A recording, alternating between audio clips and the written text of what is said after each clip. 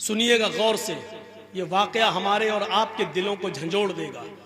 सुनिए, गाजियाबाद से by road की बात कर रहा हूं, बाई रोड, जब आप लखनऊ से कटते हुए बरेली होते हुए मुरादाबाद होते हुए जब आप गाजियाबाद जाएंगे और गाजियाबाद से जो सड़क दिल्ली की तरफ गई है, बीच में एक एरिया है, गांव है, उसका नाम है लोनी। मशहूर जगह है लोनी, मुसलमानों की बस्ती है, काफी मुसलमान उसमें रहते हैं और बहुत अमीर और पैसे वाले लोगों की बस्ती। उस बस्ती में लोनी के अंदर दो सगे भाइयों की शादी होना थी, दोनों सगे भाइयों की शादी, और जिस गांव में बारात जाना थी वो एक ही गांव है, एक ही गांव में लड़कियां अलग अलग थी लेकिन बारात एक ही गांव में जाना थी। तो शादी से, जैसे कल सुबह बारात जानी है, कल दोपहर में या 4 बजे के बाद, असर के बाद बारात जानी है, तो एक रात यानी उससे एक रात पहले इन दोनों नौजवानों ने सोचा कि इस रात को रंगीन बनाया जाए, खेल तमाशा किया जाए। तो ये दोनों नौजवान दिल्ली से कुछ तवाइफों को लेके आए। अब तवाइफ तो नहीं बताना पड़ेगी, वो तो समझते ही है।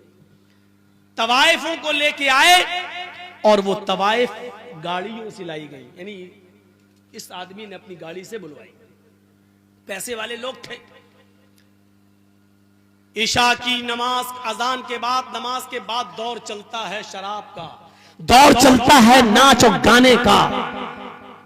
इस लड़के ने अपने यार दोस्तों को बुलाया, दोनों लड़कों ने अपने घर में दावत दी, मिनट मिनट पर चाय बनी, मिनट मिनट पे शराब आ रही है, मिनट मिनट पर दौर चल रहा है और वो तवाइफें नाच रही हैं, डांस कर रही हैं, अपने जिस्म की नुमाइश कर रही हैं, गाना गा रही हैं और देखने वालों की आंखों को ठंडा कर रही हैं अपने जिस्म को दिखा दिखा कर।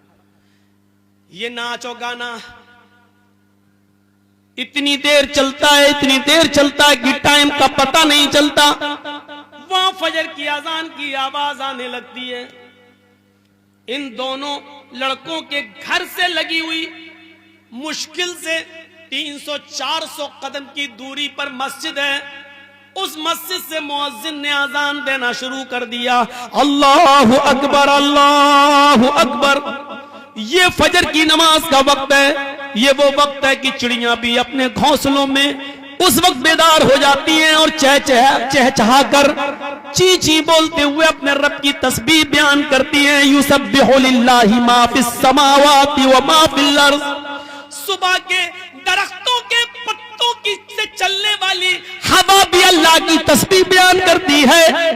आसमान से उतरने वाली शबनम और ओस के कतरे भी अल्लाह की तस्बीह बयान करते हैं। कायनात की हर शय अल्लाह की हम्द व सना बयान करती है। और ये वो वक्त है फजर की नमाज का कि अल्लाह के नबी ने फरमाया कि मेरी उम्मत का जो भी आदमी, जो भी मुसलमान, जो भी मुझ पर ईमान लाने वाला फजर की नमाज के वक्त उठेगा और जमात के साथ फजर की नमाज पढ़ेगा और फजर की नमाज पढ़ने के बाद फिर वो जो भी मेहनत करेगा, जो मजदूरी करेगा, अल्लाह रब्बुल आलमीन उसके रिस्क में बरकत देगा। अल्लाह उसके लिए रोजी के दरवाजे खोल देगा। उस आदमी को कभी भूखा नहीं सोने देगा, उसको फिक्र फाके की कभी नौबत नहीं आएगी। ये नबी अकरम का फरमान है।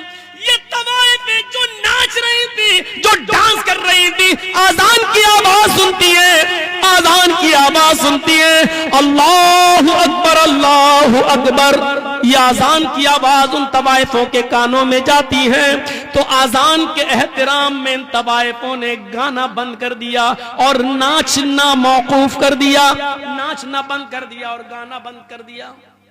खामोश हो गई, न नाच रही हैं न गा रही हैं। इन दोनों लड़कों ने देखा कि इनके पायलों की छनकार रुक गई है, इनके पैर जो अभी जमीन पर थरक रहे थे वो रुक गए हैं। मुंह से सुरीली आवाज में जो गाने की आवाज आ रही थी वो गाने रुक गए हैं। तो इन दोनों नौजवानों ने कहा क्या हुआ तवाइफों से, क्यों रुक गई हो, क्या बात है? इन तवाइफों ने जवाब दिया, मस्जिद से अजान की आवाज आ रही है, हम आजान के एहतराम में रुक गए हैं, हम भी मुसलमान हैं, अगरचे नमाज नहीं पढ़ते हैं तो क्या हुआ, लेकिन आजान का एहतराम करते हैं। हम आजान का एहतराम करते हैं। हमारी मजबूरियों ने हमको तवाइफ बना दिया है, नाचने और गाने वाला बना दिया है, वरना हम तवाइफ नहीं थे। हमारा ये मतलब नहीं है कि हम नाचेंगे नहीं, गाएंगे नहीं, लेकिन इतनी देर रुक जाने दीजिए जितनी देर मस्जिद से आजान की आवाज आ रही है, हमको इतनी देर रुक जाने दीजिए। हमने आजान के वक्त कभी गलत काम नहीं किया है, हमने आजान के वक्त कभी गलत काम नहीं किया है। आजान का एहतराम मैं करती हूँ, मैं अभी नाच नहीं सकती और गा नहीं सकती। इन दोनों नौजवान लड़कों ने जो जुमले कहे वो सुनो क्या थे।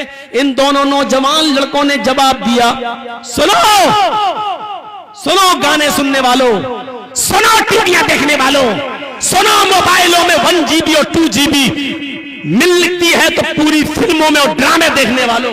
इन दोनों नौजवानों ने जवाब दिया इन तवाइफों से, अजान तो दिन भर में 5 मरतबा होती है, लेकिन तुम तो रोजाना नहीं आती हो। मुअज्जिन का काम है अजान देना, वो अपना काम कर रहा है, तुम्हारा काम है नाचना और गाना, तुम अपना काम करो। अगर तुम रुक गई तो हम तुम्हें रात भर की मेहनत नहीं देंगे। उन तवाइफों ने सोचा कि मुझे रात भर की मेहनत न मिले तो इससे बेहतर है कि नाच लूं। दिलों का हाल तो अल्लाह जानता है कि मैं अजान का एहतराम कर रही हूं।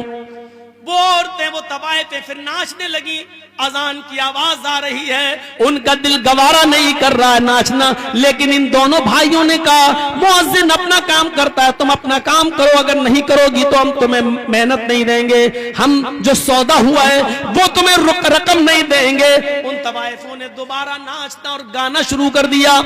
सुनो, अजान के वक्त फिल्में देखने वालों, अजान के वक्त नाचो गाना देखने वालों, अल्लाह के जिक्र से मुंह फेरने वालों, बजाय मस्जिद के अपने खेतों में जाने वालों, बजाय मस्जिद के मॉल में शॉपिंग करने वालों, बजाय मस्जिद में जाने के होटलों में बैठ के चाय पीने वालों, बजाय मस्जिद में जाने के इंडिया पाकिस्तान का मैच देखने वालों, बजाय मस्जिद में जाने के अपने आप को लहू और लहब में मसरूफ रखने वालों, इन तवाइफों ने नाच गाना शुरू कर दिया। ये नाचती नहीं हो, ये नाच गाना सुबह 7 बजे तक चलता है। अपने वादे के मुताबिक इन दोनों भाइयों ने, अपने वादे के मुताबिक इन दोनों भाइयों ने उन तवाइफों को पूरी मजदूरी दी। उन तवाइफों ने कहा, देखिए हम औरत जात हैं, पेशावर तवाइफ जरूर है, हम पैसा मिलता है, सिर्फ नाचते और गाते हैं, लेकिन अपने जिस्म का सौदा नहीं करते हैं। हमारी इज्जत को खतरा है, तुम लोग इज्जत के साथ मुझे लेके आए हो, मुझे इज्जत के साथ दिल्ली तक पहुंचा दो। इन दोनों भाइयों ने सोचा कि चलो लौंडी से दिल्ली है ही कितना दूर, हम इनको पहुंचा देते हैं, फिर वापस आ जाएंगे। 2 बजे के बाद तो बारात जाना है, अभी तो जाएगी नहीं, हम इनको छोड़ के वापस आ जाते हैं। दोनों भाई उन तवाइफों को पहुंचाने जा रहे हैं। तवाइफों की गाड़ी आगे चलती है और इन दोनों भाइयों की गाड़ी पीछे चल रही है।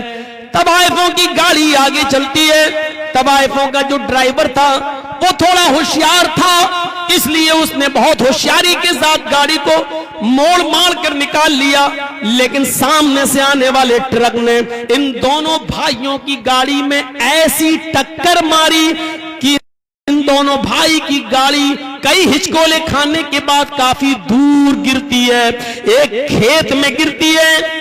आनन फानन लोगों की भीड़ जमा हो जाती है। किसी तरह कार का, गाड़ी का ढक्कन खोला जाता है, उसकी खिड़की खोली जाती है, उसकी विंडो खोली जाती है, लेकिन दोनों भाइयों की लाशें इतनी बिगड़ चुकी हैं, इतनी खराब हो चुकी हैं कि पहचान से बाहर है कि बड़े भाई की लाश कौन सी है और छोटे भाई की लाश कौन सी है। पहचान नहीं, पहचान से दूर है। ऐसी टक्कर होती है ट्रक से कि गाड़ी दूर गिरती है, बड़ी मुश्किल से ढक्कन खोला गया। बस करो भैया, पी लेना बाद में चाय यार, हम इनको मना कर रहे हैं, पीछे से आप बोल रहे हैं। दोनों भाइयों की गाड़ी ढक्की खोली जाती, ढक्कन जब छिड़की तो लाश पहचानने में नहीं आ रही है कि बड़े भाई की लाश कौन सी है, छोटे भाई की लाश कौन सी है। इन दोनों लाशों को उठाया गया है, पोस्टमार्टम के बाद माँ बाप के हवाले किया गया है। जरा इस अंजाम को नौजवानों कभी सोचा है आपने? सोचा है आपने? 2 बजे के बाद इन दोनों की बारात जाना थी लड़की वाले के गांव में, लड़की के गांव में, लड़कियों के गांव में इन दोनों की बारात जाना थी। जरा सोचिए, फिर हम वहीं आएंगे, सोचिए हम वहीं आएंगे, आपको बार बार वहीं ला रहे हैं, सोचिए अभी इन दोनों की बारात लड़कियों के गांव में जाना थी, अब बारात नहीं जा रही है, अब इनका जनाजा कब्रिस्तान की तरफ जा रहा है। थोड़ी देर में कहां से कहां तब्दीली आ गई, चेंजिंग देखिए। अभी 2 बजे के बाद, 4 बजे के बाद, मगरिब के बाद इनकी बारात लड़कियों के गांव में जाना चाहिए, लेकिन अब इन दोनों लड़कों को गांव में नहीं बल्कि कब्रिस्तान ले जाया जा रहा है। अभी कुछ देर के बाद इन दोनों लड़कों को लड़की के माँ बाप की तरफ से मिले हुए कपड़े पहनना थे, सेहरा पहनना था, दूल्हा बनना था, इनको नए कपड़े पहनना था, लेकिन थोड़ी देर में अब इनको नए कपड़े नहीं बल्कि नया कफन पहनाया जा रहा है।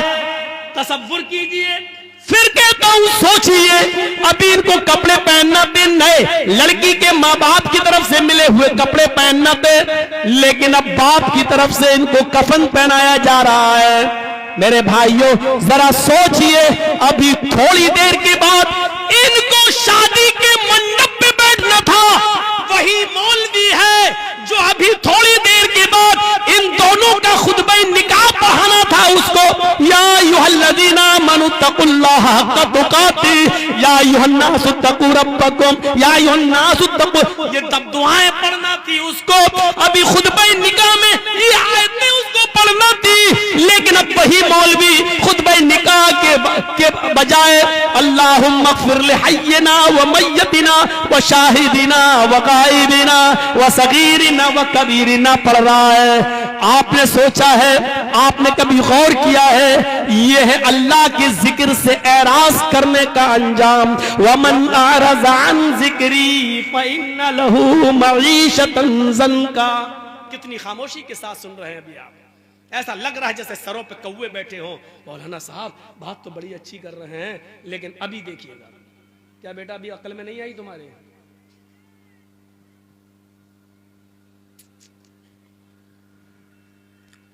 तसव्वुर कर रहे हैं आप, थोड़ी देर में क्या हैसियतें बदल गई। जाना था लड़कियों के घर, बारात लेकर गांव में पहुंचाया जा रहा है कब्रिस्तान।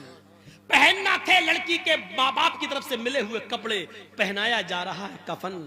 मौलवी को पढ़ना था या अय्युहल्लज़ीना आमनू तक़ुल्लाह हक़्क़ तुक़ातिह, कुरान की आयतें पढ़ के निकाह पढ़ाना था, लेकिन उसी मौलवी को अब क्या पढ़ना पड़ रहा है? अल्लाहुम्मा अग़फ़िर लिहय्यिना व मय्यतिना व शाहिदिना व गाइबिना व सगीरिना व कबीरिना।